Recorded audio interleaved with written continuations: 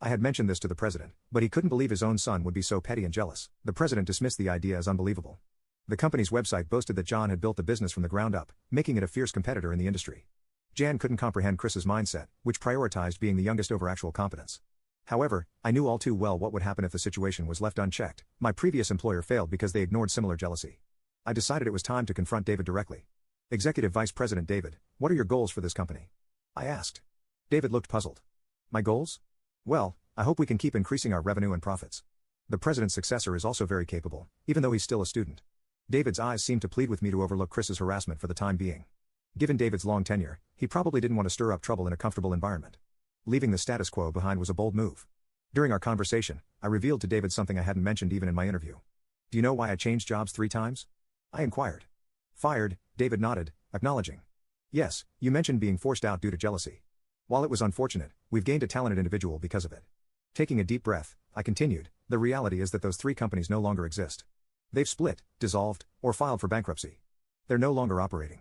Surprise. David's expression shifted. That can't be. When we conducted a background check, those companies were still thriving. If you have any doubts, I encourage you to check their websites now, I suggested. David promptly pulled out his smartphone and began searching. His face grew increasingly shocked with each passing moment. You're absolutely right. But how could this have happened?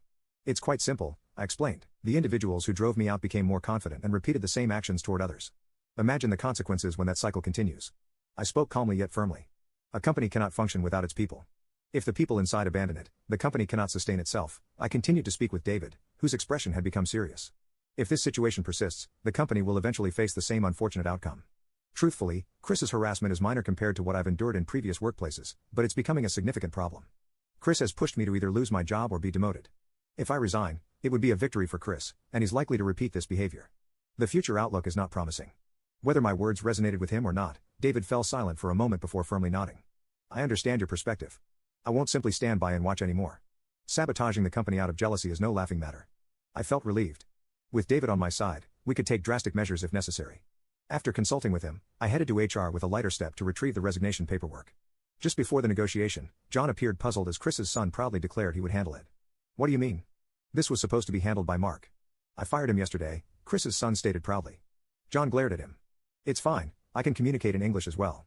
The only remaining step is to sign the contract. Here is a paraphrased version of the given text, maintaining the same length as the original. Why have you let him go? Didn't he review the negotiation documents? The top executives from the other company are arriving today. How will you manage without him? Chris, who thought it was just a formality, was stunned by John's outburst. He frantically flipped through the documents and discovered a crucial sentence he had overlooked. A look of concern spread across his face. An hour before the negotiation, I received a call. They already knew I wasn't there since the morning. The call meant Chris had been searching for a last-minute replacement, but of course, he hadn't found one. Despite John's constant reprimands, Chris still didn't understand. I answered the call with a faint yawn. What's the matter? I got the resignation paperwork from HR yesterday. I'll fill it out and send it in the next day or 2, but I'm taking paid leave today, so I'm not coming in. You don't need to resign, just come to the hotel right now. Chris's desperate voice made me chuckle. Executive Vice President, isn't this quite different from what you said yesterday? Didn't you boast that you didn't need me? I didn't know the contract would be an error, Chris stammered. I could imagine Chris turning pale. He must have just realized the contract was an error, a fact clearly stated in the negotiation documents. If he had been involved from the start and reviewed the documents, he would have known this. Our new client was a top-tier company from the Middle East with a highly nationalistic CEO. Now you can watch the second part by pressing share and more. Update 3. Coming from the Middle East with a highly nationalistic CEO, their official language was Arabic, and they only accepted documents in Arabic. In a globalized world, trying to do business solely in your native language is impractical. That's why we always conducted negotiations in English with foreign companies. Only the agent with authority would be involved, and top executives would stay in the background, appearing only at the end. Despite being a top-notch company with a desirable market, few international partnerships existed because many couldn't overcome this hurdle. However, I had made a good impression from the start by negotiating in Arabic.